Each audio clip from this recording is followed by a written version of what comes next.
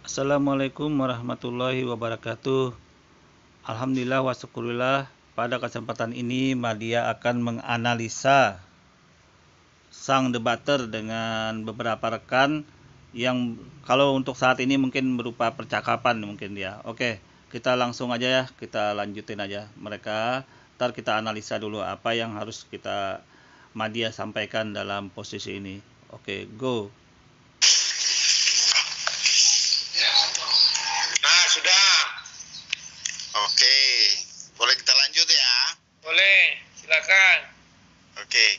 Jadi saya nonton kemarin perdebatan sama Mas Nadar, itu saya anggap itu tidak terlalu kencang lah, ya kan? Yang nggak kencang siapa? Sinandarnya atau aku? Ya, yang di sananya. Kalau yang di sininya kan tergantung situasi. Saya lihat begitu. Sinandar bala-bala ya. Ya, karena di sananya kurang kencang, jadi di sini juga nyesuaiinnya aja gitu. Tapi dia sudah berhasil mengkampaskan siapa Edis Sidabutar. Ada video terbarunya. Dia lawannya unyu-unyu sih. Unyu-unyu ketemu. Nanti saya mau pingin. Iya, Terus memang saya lihat dia orangnya jeli, tapi kalau posisinya rada lemah, dia tidak ngegas. Cuma ya, kalau agak tinggi, dia ngegas. Jadi ya jeli dia, saya lihat Sinandar ini. Nah, tapi yang debat yang kedua yang aku tertarik itu waktu debat sama si Zulkifli M. Abbas. Oh iya. Nah, karena saya lihat dia super ngototer tuh. Jadi wah, mantap banget saya bilang. Ini baru sekarang orang itu sudah punya kesepakatan di antara kristologi itu ya, Ustaz kristologi. Jadi ya, kalau orang itu berdebat pasti minta dia ayat, kita membacakan kitab sucinya dari bahasa Al-Quran. Itu kan sama dengan apa namanya itu.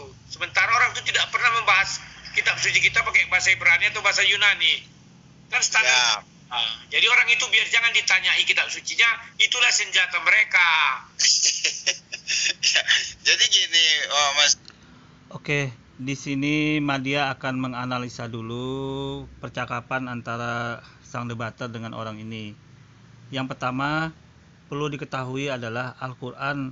Al-Quran itu adalah kitab suci dari Allah Subhanahu wa Ta'ala yang diturunkan Allah kepada Nabi Muhammad SAW dan diikuti sebagai pedoman utama buat umat Islam di seluruh dunia. Itu dulu yang perlu dianuin. Nah, kitab suci ini sebenarnya oleh Allah itu sebenarnya sebelum Al-Quran juga sudah diturunkan dalam kitab-kitab sebelumnya itu. Yang ya bisa kitab suhuf namanya, itu dalam bentuk lembaran-lembaran kepada Nabi Abraham, ya kan? Kitab Zabur kepada Nabi Daud, kitab Injil, kitab Taurat kepada Nabi Musa, kitab Injil kepada Nabi Isa atau Yesus. Nah, kitab-kitab tersebut tentunya dalam berbagai macam bahasa gitu loh. Contohnya kitab Taurat dalam atau Injil itu dalam bahasa Ibrani atau Yunani. Nah, yang jadi persoalan karena kitab tersebut datang ke Indonesia tidak ada bahasa aslinya, maka kitab-kitab suci yang langsung turun ke Indonesia itu dalam bahasa Indonesia tidak, makanya disebut oleh orang-orang Muslim kadang-kadang menyebutnya kitab terjemahan gitu loh, karena memang aslinya tidak ada gitu loh, maksudnya tidak dilampirkan pada kitab suci tersebut, makanya dikatakan kitab terjemahan. Itu dulu biar jelas dulu gitu loh. Nah, berbeda sama Al-Qur'an di sini gitu loh. Kalau Al-Qur'an di sini itu kitab yang datang dari Mekah, dari Arab Saudi, yang dari Nabi Muhammad itu disebarkan ke seluruh dunia dalam bahasa Arab. Itu dulu yang perlu dipahamin. Nah, itu dibagikan ke seluruh dunia dalam bahasa Arab. Nah, permasalahannya ya yang jadi pokok dan intinya bahwa tidak semua orang bisa mengerti dalam bahasa Arab. Itu dulu biar dipahamin. Jadi untuk mempermudah orang bisa mengetahui makna arti ayat Al-Quran tersebut, diterjemahkanlah dalam bahasa masing-masing di negara itu. Kita di negara Indonesia diterjemahkan dalam bahasa Indonesia. Kita di negara Malaysia diterjemahkan dalam bahasa Malaysia.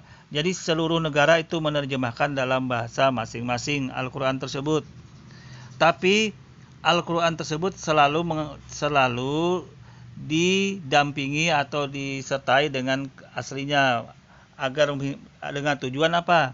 Untuk menjaga kemurnian kitab, keaslian kitab tersebut, agar jangan sampai terjadi contoh pemalsuan atau contoh pemahaman yang tidak jelas dalam ayat Al-Quran tersebut gitu loh.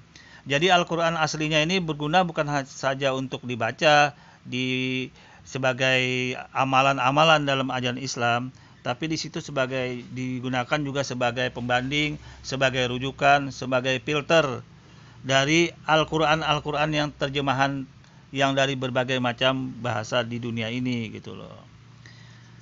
Kemudian dalam terjemahan-terjemahan tersebut tentunya ada kata-kata, makna-makna yang tidak semua loh ya, yang tidak paham atau tidak kita mengerti arti dari ayat Al-Quran terjemahan tersebut. Itu dulu biar jelasin.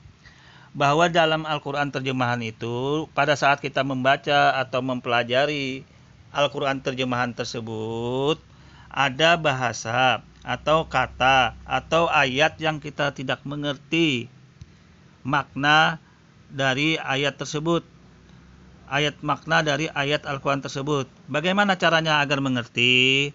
Agar mengerti maka harus dikembalikan ke Al-Quran yang asli tersebut gitu loh. Nggak jauh-jauh, Al-Quran aslinya ada di situ juga, di sampingnya itu biasanya bersebelahan sudah. Biasanya Al-Quran itu terjemahan dengan arti gitu loh. Nah, untuk mengetahui makna ayat yang sebenarnya di tafsir terjemahan tersebut, di ayat Al-Quran terjemahan tersebut, dikembalikan kepada aslinya. Nah, disitulah kita melihat mana yang benar gitu loh, mana yang kita belum mengerti gitu loh. Karena apa? Karena tidak semua makna di kata-kata di Al-Quran itu bisa diwakili makna yang tepat dengan kata-kata dari kata terjemahan gitu loh. Contohnya, tidak semua makna dalam bahasa Indonesia itu mewakili kata-kata dalam makna dalam bahasa Al-Quran tersebut gitu loh. Jadi karena tidak semua terwakili, maka harus mengetahui maksud yang sebenarnya dari ayat Al-Quran tersebut gitu loh. Makanya kembali kerujukannya ke Al-Quran yang bahasa Arab itu. Sebenarnya ini keistimewaan Al-Quran, kelebihan Al-Quran, kehebatan Al-Quran sebenarnya gitu loh. Cuman dari segi sang debater mungkin menganggapnya itu beda gitu loh. Dari orang-orang yang bercakap ini beda sekali pemahamannya tentang Al-Quran terjemahan dengan Al-Quran asli itu, dia pemahamannya beda. Sebenarnya Al-Quran terjemahan itu sangat penting, sangat diutamakan dan diharuskan di seluruh negara di dunia ini memakai Al-Quran terjemahan. Tapi ingat, apabila ada kata, arti, ayat, makna ayat yang tidak kita mengerti dalam mempelajari Al-Quran terjemahan tersebut, harus dikembalikan ke Al-Quran yang aslinya untuk mengetahuinya gitu loh. Jadi apa kaitannya Al-Quran terjemahan dengan Al-Quran yang aslinya? Saling keterkaitan, saling ketergantungan satu sama lain, itu maksudnya gitu loh. Saling ketergantungan. Jadi ketergantungan itu maksudnya untuk para yang mempelajari Al-Quran. Saya garis bawahi dulu. Untuk para yang membaca, memahami dan mempelajari Al-Quran tersebut, yang pada saat itu dia hanya mampu belajar pada tafsir Al-Quran terjemahan, itu aja dulu. Kalau orang-orang Arab sana yang nggak penting, dia nggak terlalu perlu terjemahan gitu loh, karena dia sudah mengerti maksud Al-Quran itu gitu loh. Yang dimasalahin kan orang-orang di luar Arab Saudi yang belum mengerti ayat Al-Quran, bahasa Arab belum mengerti gitu loh. Oke, kita lanjut dulu ya ke kedua orang yang berargumen ini. Go. Boleh ya saya kasih komen sedikit ya? Banyak juga nggak apa-apa. Jadi saya mau komen dulu, nanti baru section yang kedua baru saya mau nanya. Boleh. Sekarang saya mau kasih komen yang katanya tadi itu harus dipakai dengan bahasa asli. Terus tapi sebaliknya kalau dia menanya ke pihak sini, pihak Mas Rudi, itu pakai bahasa Indonesia pun tidak ada masalah. Iya. Oke, saya garis bawahi dulu. Pernyataan orang itu salah begitu, harus memakai bahasa asli, itu salah pernyataan begitu. Sekali lagi, dalam Islam pernyataan seperti itu salah. Yang benar dalam Islam itu apabila seseorang mempelajari, membaca atau memahami Al-Quran terjemahan, apabila dia tidak mengetahui makna, maksud ayat tersebut, atau kesulitan mengerti maksud ayat tersebut, maka dia harus kembali ke Al-Quran aslinya.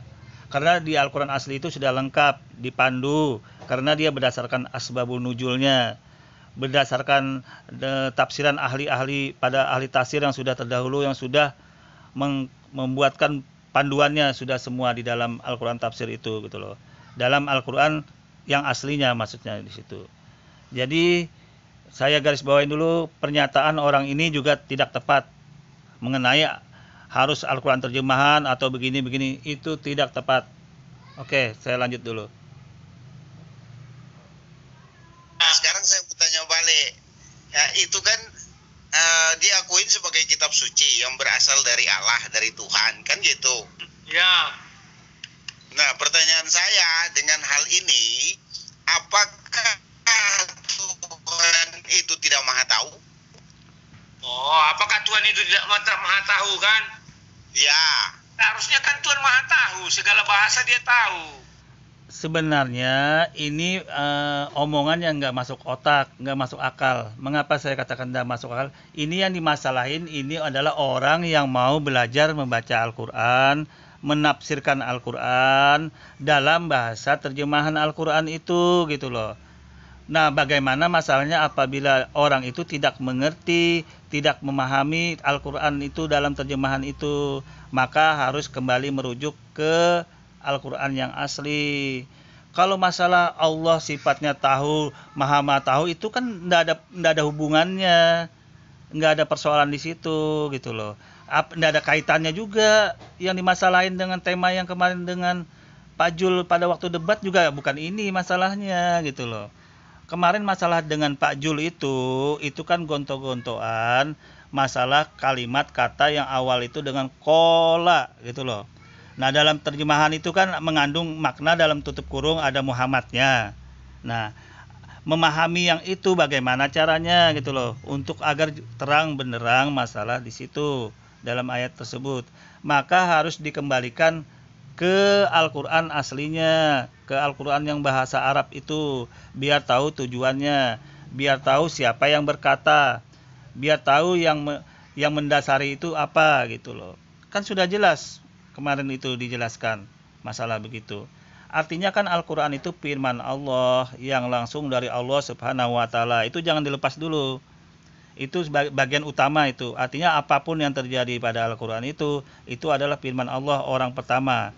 Jadi yang terbuat di dalam itu, yang termuat materi di dalam Al-Quran itu semua dari Allah gitu loh. Perkataan Allah itu dulu. Jadi sang debater pada masa itu ngotot dengan terjemahan di situ. Nah, padahal dalam ajaran Islam itu sudah ada rambu-rambu lalu lintas, bukan rambu-rambu lintas, ada rambu-rambu yang harus diturutin, yang harus diikutin. Apabila mentok dalam terjemahan itu tidak bisa mengerti maksudnya, maka harus dikembalikan ke Al-Quran yang asli.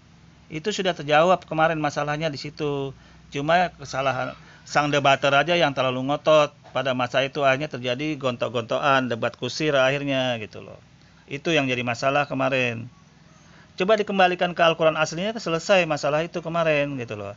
Yang jadi masalah sang debater nggak mau dikembalikan asli, maunya terjemahan gitu loh. Sedangkan terjemahan itu mendampingi yang asli.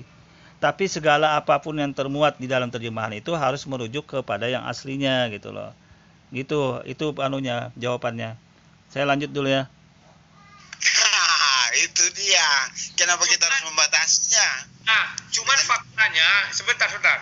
Cuman faktanya mereka ini kan untuk menutupi kelemahannya, Ya, maka orang itu memaksa lawan debatnya harus bisa berbahasa Arab. saya Seolah-olah setuju. seolah-olah Saya setuju. seolah-olah Tuhan tidak bisa berbahasa yang lain. Tidak seperti itu sang debater kemarin. Saya menyaksikan itu debat antara masalah bahasa kola itu. Kola itu loh. Sang debater ngotot mau ngikutin bahasa terjemahan di situ gitu loh. Sedangkan itu terjemahan Al-Quran itu, apabila kita tidak memahami maksudnya yang sebenarnya, arti yang sebenarnya di dalam itu dikembalikan ke Al-Quran yang aslinya. Apa makna yang sebenarnya? Nah, akhirnya kan kemarin karena sang debater nggak mau dikasih ke Al-Quran asli, nggak mau dirujuk ke Al-Quran asli, akhirnya kan terjadi debat kusir gitu loh. Ujung-ujungnya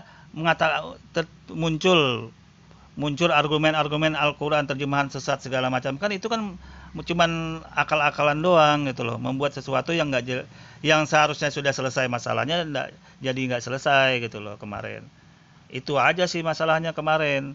Coba dirujukkan ke Al-Quran asli kan selesai masalahnya, bahwa yang berkata itu Allah Subhanahu wa taala. Terus kenapa ada kata Muhammad di dalam Al-Quran terjemahan itu? Itu adalah bagian dari materi ayat Al-Quran yang disampaikan, bahwa Muhammad yang berkata pada saat itu gitu loh. Tapi itu bagian sub materinya gitu loh. Bukan Allah yang berkata dalam secara umum global gitu loh. Itu sub materi, bagian materi dari ayat Al-Quran itu gitu loh. Kan selesai masalahnya kemarin. Cuman nggak tahu apakah cuman ini strategi sang debater aja membuat masalah begitu atau bagaimana caranya. Saya cuman ikutin itu yang terjadi kemarin. Coba sang debater mau ikutin Al-Quran yang aslinya, tanya aja. Terus menurut Al-Quran aslinya bagaimana Pak Jul? Kan selesai masalahnya kemarin. Yang jadi masalah Pak sang debater kan ngotot Al-Quran terjemahan yang di dalam terjemahan itu dikeras-kerasin. Padahal sudah ada kaidah dalam ajaran Islam itu. Al-Quran terjemahan itu mendampingi Al-Quran aslinya. Apabila tidak memahami, mengerti makna dari Al-Quran terjemahan, di situ harus dikembalikan ke aslinya. Oke, lanjut dulu ya. Betul, Mas Rudi, saya setuju. Mereka mengatakan Mereka ya ada telepon masuk sebentar aja dulu, Mas Rudi. Oke. Halo. Awas, suaranya kedengaran. Mana tahu dari apa namanya itu rekan bisnis. Oh gitu ya. Nah, jadi begini. Gimana Pak? Sebentar saya jelaskan. Jadi mereka untuk menutupi kelemahan mereka, mereka membuat kekuatan mereka. Kekuatan mereka adalah mereka bisa bahasa Arab, tetapi mengenai arti kita anggap mereka nol. Jadi dia mengatakan seolah-olah Tuhan itu berbahasa Arab, padahal mereka dan dia mengejek kita adalah umat terjemahan. Tidak seperti itu sang debater, Pak Rudi. Sebenarnya kalau Anda mau fair kemarin, waktu debat kemarin, Anda ikutin aja. Terus maksudnya ayat Al-Quran menurut bahasa Al-Quran aslinya itu bagaimana? Kan selesai. Kan masalah kemarin kan selesai tentang kola-kola itu. Kalau Anda merujuk ke... Jadi gini, tinggal nanya begini aja ke Pak Jul. Pak Jul, kalau menurut aslinya bagaimana sih ini rujukan makna ayat Al-Quran ini? Kan selesai kemarin masalahnya. Berhubung Pak Jul, berhubung sang debater Pak Rudi ini ngotot kemarin, makanya ngotot mempertahankan terjemahan. Ujung-ujungnya membuat framing, mengopinikan Al-Quran terjemahan ini berarti nggak dipakai apa macam-macam. Itu kan perbuatan yang ya di luar sudah di luar ya debat kusir lah namanya. Jadi ya intinya Anda juga nggak fair, sang debater nggak fair kalau begitu caranya gitu loh. Tinggal nanya aja kok kemarin selesai urusannya. Oke, lanjut. Semuanya hijau.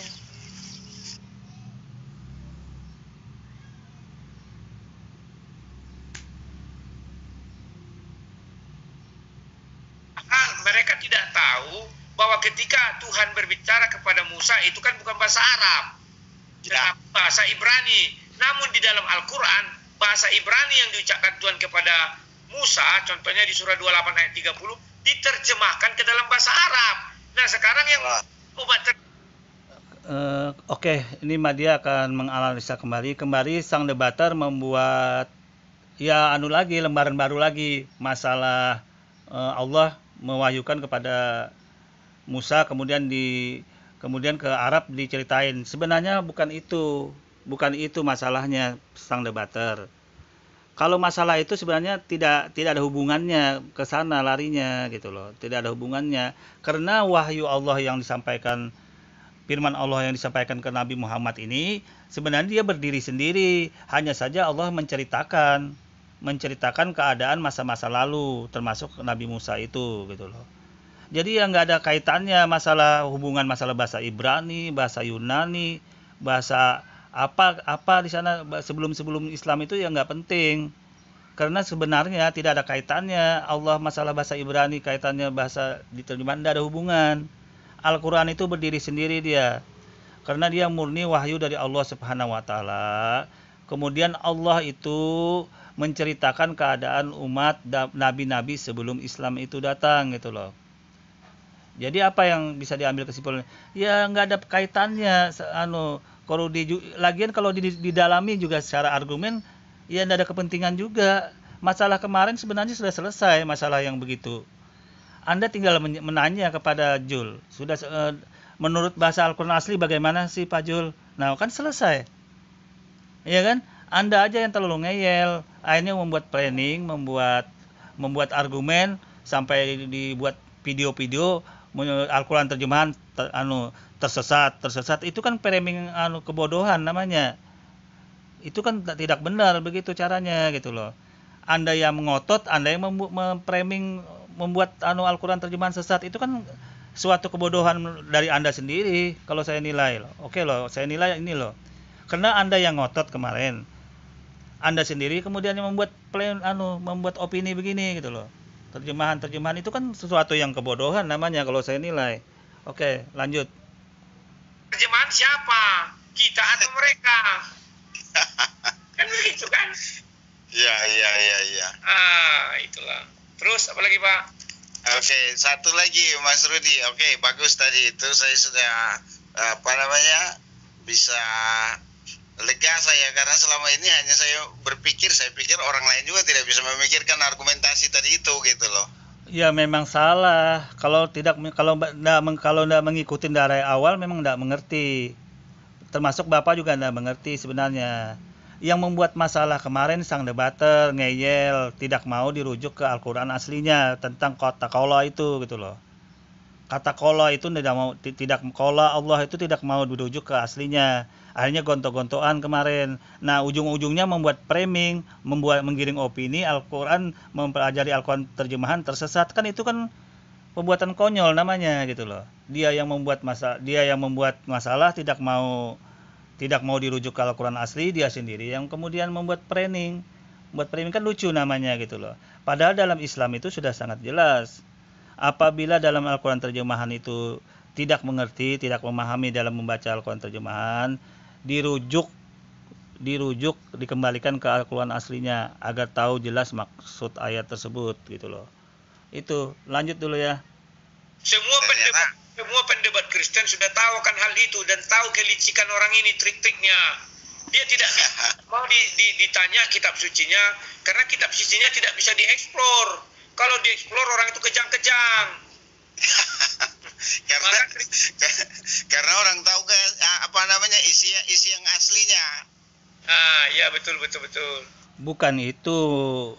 Anda salah fatal sang debater mensikapi seperti itu.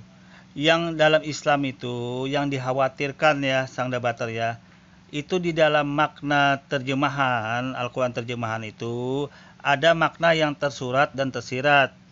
Nah, yang dikhawatirkan itu Anda apabila langsung membaca teks terjemahan itu tanpa mempelajari, tanpa merujuk ke Al-Quran aslinya itu ada makna yang tersurat. Jadi tidak makna yang tersurat dan tersirat itu berbeda gitu loh. Akhirnya Anda tidak mengerti itu gitu loh. Padahal Al-Quran terjemahan itu benar, cuman dia maknanya tersurat. Harus didalami dulu ke Al-Quran aslinya itu gitu loh. Biar mengerti yang sebenarnya. Itu yang jadi masalah, biar Anda harus tahu gitu loh. Jadi Anda tidak bisa juga membuat framing seperti itu tentang Al-Quran. Oke, lanjut dulu. Oke. Oke, Mas Rudi, jadi sudah clear yang satu ini ya. Yang satu lagi, saya mau ingin bertanya, boleh? Boleh, tanyalah. Oke, saya mau ingin tanya, menurut Mas Rudi, apakah, mohon maaf ya, saya sebut Yesus saja ya, Ya. apakah Yesus itu sama dengan Isa Al-Masih? Tidak. Kan sudah dari dulu saya tegas bahwa Yesus itu tidak sama dengan Isa Al-Masih. Ya, Apa yang membuat tidak sama? Pertama, mulai dari sejarah hidupnya itu sudah berbeda. Kalau Ya. kita samakan, maka kita akan menghujat satu, membenarkan yang satu. Namun, orang-orang pendebat dari ustadz-ustadz kristologi tidak tahu hal itu. Jadi mereka Ya. memaksakan Yesus adalah Isa agar mereka bisa mengatakan Yesus itu palsu, Nabi Isa yang asli. Padahal kan tidak demikian. Bahwa Nabi Isa adalah Nabi Isa, Yesus adalah Yesus. ya. Nah, Jadi bolehkah ditunjukkan alasan yang bisa diterima yang membedakan antara Yesus dan Isa? Silakan Bang Rudi, Mas Rudi. kan sudah sering saya ulas bahwa yang membedakan itu kan di Al-Quran bahwa Yesus itu Yesus Nabi Isa terlahir di bawah pohon kurma. Ya, Sementara Yesus kan terlahir di kandang domba. Itu yang Ya. pertama. Yang kedua bahwa Yesus itu lahir di hadapan Maria dan Yusuf. ya, Sementara Nabi Isa lahir hanya di hadapan Maryam. ya, Sendiri Maryam di situ. Nah, Yesus tidak bisa bicara dari bayi. Nabi Isa sudah dari buayan sudah bisa bicara. Kan jauh sekali bedanya. Yesus disalib, Nabi Isa tak disalib. Yesus Tuhan, Nabi Isa bukan Tuhan. ya. Nah, ya sudah. Jadi kesimpulannya berarti Yesus yang saya Tuhan tangkap, kita. berarti Yesus itu tidak sama dengan Nabi Isa, begitu, Mas Rudi? Betul, ya. Nah, Oke. timbul pertanyaan, mengapa mereka memaksakan bahwa Nabi Isa adalah Yesus? Ya, Nah, saya sudah melihat fakta di lapangan dari argumen-argumen mereka. Mereka seolah-olah mengatakan Nabi Isa adalah Yesus agar mereka punya hak untuk masuk ke dalam Bible dan mengacak-ngacak isi Injil itu. ya, Disitulah kelicikan mereka. Mereka mengatakan Yesus adalah Nabi Isa. Begitu ada yang lawan debatnya menerima, langsung diacak-acak itu isi Bible. Tidak seperti itu sang debater. Tidak juga seperti itu sang debater. Anda cek aja dari dulu sampai sekarang apakah ada dari ajaran Islam itu mengacak-ngacak ajaran dari ajaran Kristen itu sendiri gitu loh. Sudah berapa abad umat Islam hidup berdampingan dengan ajaran Kristen gitu loh. Sampai Kristen ortodok di Arab sana gitu loh. Sampai berapa abad. Jadi itu tidak benar juga argumen Anda seperti itu gitu loh. Kalau masalah perdebatan itu kan jalur perdebatan, mempertahankan keilmuan, hasil debat, mempertahankan keegoan, mempertahankan kualitas keilmuan di dalam debat. Jadi itu wajar. Saya kira sangat wajar, tapi dalam dunia luar, dunia kebersamaan, dunia ya kerukunan antar untuk agama, kerukunan segala macam itu tidak ada masalah hal begitu. Jadi tidak ada niat sama sekali dalam fakta nyatanya gitu loh hal begitu gitu loh. Jadi saya nilai seharusnya yang begitu juga tidak sampai terkeluar karena kan hal-hal begitu kan trik-trik dalam dunia debat aja gitu loh, dalam dunia perdebatan itu. Itu. Memang dalam ajaran Al-Qur'an itu Nabi Isa alaihissalam itu dia orang yang harus diimani juga dalam ajaran Islam. Karena dia diturunkan Allah kitab Injil gitu loh. Dan Nabi Musa itu kitab Taurat. Pandangan Al-Qur'an itu memandang kedua kitab itu berasal dari Allah Subhanahu wa taala semua. Tapi Al-Qur'an sudah juga menggambarkan antara tanda kutip ya kitab Taurat dan kitab Injil yang sekarang itu dalam tanda kutip gitu loh. Itu tanda kutip itu saya tidak perlu jelaskan di sini. Itu mungkin Anda sendiri yang menilai tanda kutip itu. Oke. Saya kira cukup jelas ya. Kurang lebihnya saya mohon maaf. Assalamualaikum warahmatullahi wabarakatuh.